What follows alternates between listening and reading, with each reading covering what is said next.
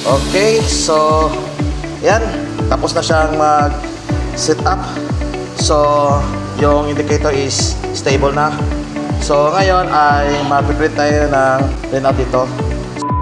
Alright, welcome back sa ating YouTube channel. So ngayon ay mayroon tayo panibagong tutorial. So mayroon tayo dito natanggap na bagong printer, which is Epson L121.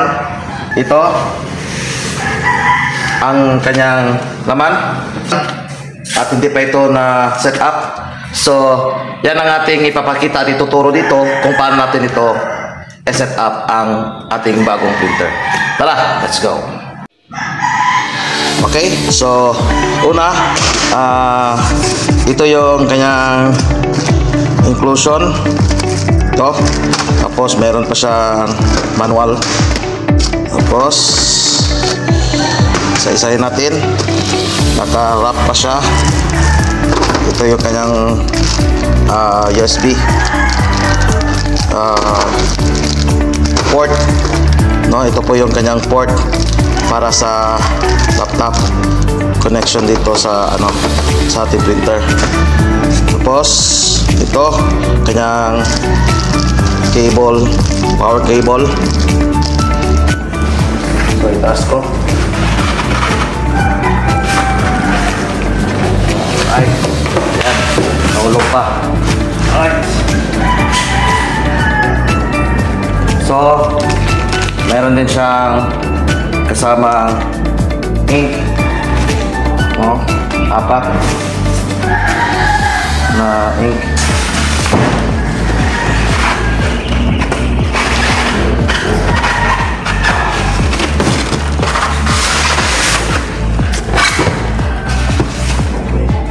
Ito na.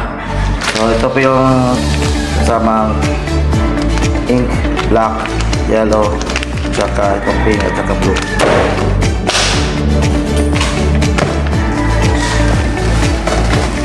Ito.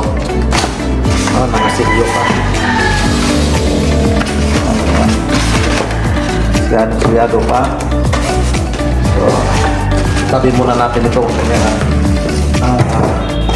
Carton.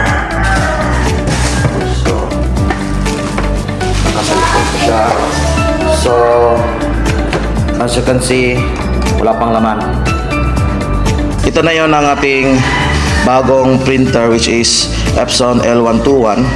So, bago natin ito i-set up, no, kailangan mo na tanggalin itong naka-scotch dito. Yan. Tanggalin lang yan. Okay. Ito. Okay. Para matanggal.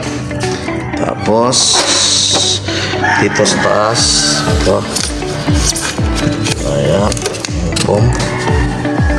Okay, so tsaka pagkatapos natanggal na yung mga naka-sigyon or naka-scotch tape, so ilagay na natin yung ink dito. So meron naman siyang dito label, black, yellow, magenta, tapos cyan, which is the blue.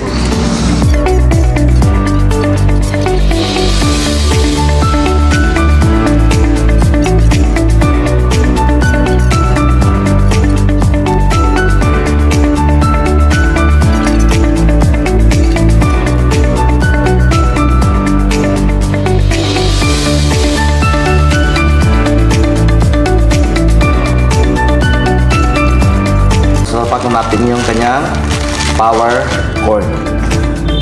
Okay. So, paglalagyan ng power cord ay dito. Okay.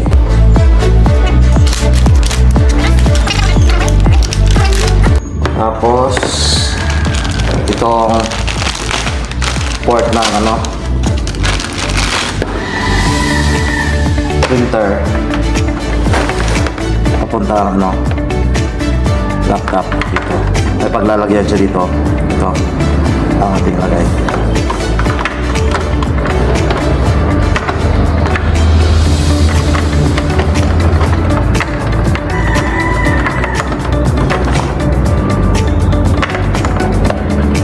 Right. So yung kasunod dito. Ang kanyang tawag dito. Sandalan ng bond paper. Okay. So ito. Ito natin siya. Ito natin siya ipasok. Slide lang. Slide lang. Ayan. Tapos ayan. Magiging yan. So, okay na. So ngayon ay ready na. Nailagay na natin yung paglagyan ng bond paper. Natanggal natin lahat yung mga silyo niya. Tapos nailagay na natin yung ink. Tapos yung power cord supply. Ito. So lalagyan muna natin ng bond paper. Okay, bond paper.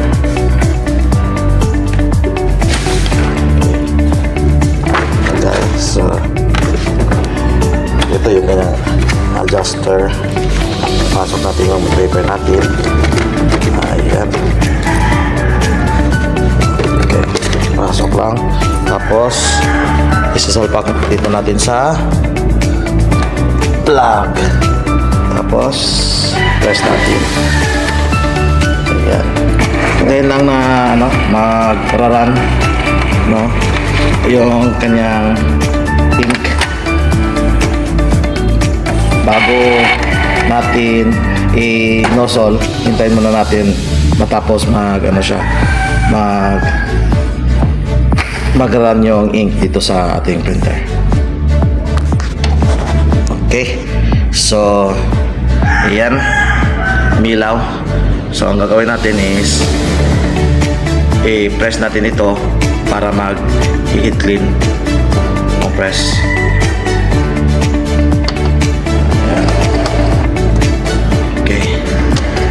Tayo lang na matapos mag-run or mag-set up ang ating printer, makita naman natin dito sa indicator pag nag-stop na mag-blink itong kanyang indicator ay okay na, So sa ngayon ay yung ating printer is not ready kasi nagkaroon pa siya. Yung kanyang ink dito sa ating tangke ay dadaan pa dito sa ating hose papunta dito sa kanyang printhead.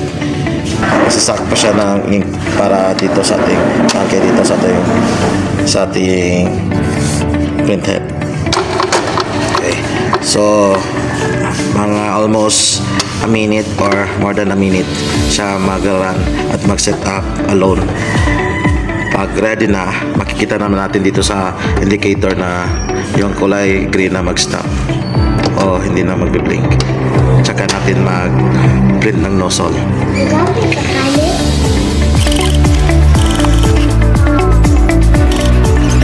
Tapos na siyang mag-set up. So, yung indicator is stable na. So, ngayon ay mag-print tayo ng print out ito. So, ino-nozzle muna natin. So, paano mag-nozzle na hindi gamit yung laptop? So, first, i-off muna natin to yung supply. Tapos, sabay lang pag-press ng dalawa. Okay, hold in 5 seconds. Just.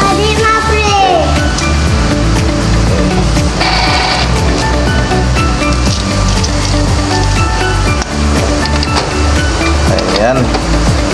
So, dapat-print na siya. Okay. Alright. So, okay na siya. Goods na siya. Yung kanya print out ay kompleto. So, ayan. Natapos na. So, ganun kadali mag-set up. Sana may natutunan kayo sa ating tutorial ngayon. Hanggang dito na lang at paalam. Bye-bye.